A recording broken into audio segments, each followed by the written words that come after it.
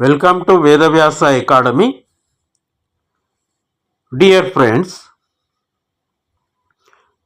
ఇప్పుడు అంతర్జాతీయ సమస్యలను చూసినట్లయితే డొనాల్డ్ ట్రంప్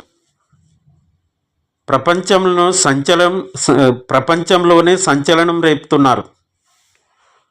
దీంట్లో ముఖ్యంగా గాజా యుద్ధానికి ముగింపు పలికేందుకు ఆయన బోర్డ్ ఆఫ్ పీస్ అనేది ప్రతిపాదించారు. ఇది చర్చనీయాంశంగా మారింది. ఇందులో చేరాల్సిందిగా ప్రధాని మోదీకి ఆహ్వానం అందింది. అయితే ఈ ఆహ్వానం వెనుక భారత్ ఎదుర్కోపోయేటటువంటి సవాళ్ళేంటి? భారత్ నిజంగా $1 బిలియన్ చెల్లించాలా? ఈ వీడియోలో వివరంగా తెలుసుకుందాం. సో అసలు ఈ బోర్డ్ ఆఫ్ పీస్ అంటే ఏంటి? ట్రంప్ ప్లాన్ ప్రకారము గాజా ప్రాంతంలో శాంతిని నెలకొల్పడానికి మరియు ఆ ప్రాంతాన్ని పునర్నిర్మించడానికి ఒక అంతర్జాతీయ బోర్డును ఏర్పాటు చేస్తున్నారు. అందులో Tony Blair, Ajay Banga, Jared Kushner వంటి హేమహేమీలు ఉండబోతున్నారు. కానీ ఇక్కడే ఒక మెలిక ఉంది. బోర్డులో శాశ్వత సభ్యత్వం కావాలంటే ఏకంగా $1 బిలియన్ అంటే సుమారు భారత్ కరెన్సీ ప్రకారము 8,300 కోట్లు ఫీజుగా చెల్లించాలి. సో భారత్ ముందున్నటువంటి ఛాలెంజెస్ ఏంటి? ప్రధానంగా 3 ఛాలెంజెస్ ఉన్నాయి.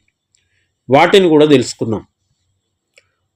ఒకటోది, ఇది అభివృద్ధి చెందుతున్న దేశంగా భారత్ $1 బిలియన్ కేవలం ఒక బోర్డు సభ్యత్వం కోసం ఖర్చు చేయడం ఎంతవరకు సమంజసం? ఐక్యరాజ్య సమితిలో శాశ్వత సభ్యత్వం కోసం ప్రయత్నిస్తున్న భారత్ ఇప్పుడు ట్రంప్ ఏర్పాటు చేసే ప్రైవేట్ బోర్డుకు అంత డబ్బు ఇవ్వడం పెద్ద ప్రశ్నార్థకం. రెండోది, పాకిస్తాన్, టర్కీల ప్రమేయం కూడా ఉంది. ఎందుకోసమంటే ట్రంప్ పాకిస్తాన్, టర్కీలను కూడా ఆహ్వానించి బోర్డులో మెంబర్స్గా ఉండేందుకు ప్రయత్నం చేస్తున్నారు. ఇది దౌత్యపరంగా ఒక చిక్కుముడి. అదేవిధంగా ఐక్యరాజ్య సమితిని పక్కకు పెట్టడం, ట్రంప్ యుఎన్కు ప్రత్యామ్నాయంగా ఆల్టర్నేటివ్గా ఈ పీస్ బోర్డును చూస్తున్నారు. భారత్ ఎప్పుడు అంతర్జాతీయ సమస్యలను యుఎన్ ద్వారా పరిష్కరించుకోవాలనుకుంటుంది. ఇప్పుడు ట్రంప్ వైపు మొగ్గితే రష్యా వంటి మిత్ర దేశాలతో సంబంధాలు దెబ్బతినే అవకాశం కూడా ఉంది. కాబట్టి ఒకవైపు శాంతి బోర్డులో చేరమంటూనే మరోవైపు భారతీయ వస్తువులపై టారిఫ్స్ వేస్తున్నారు. టెక్స్టైల్స్, డైమండ్స్ వంటి వ్యాపారాలపై ఈ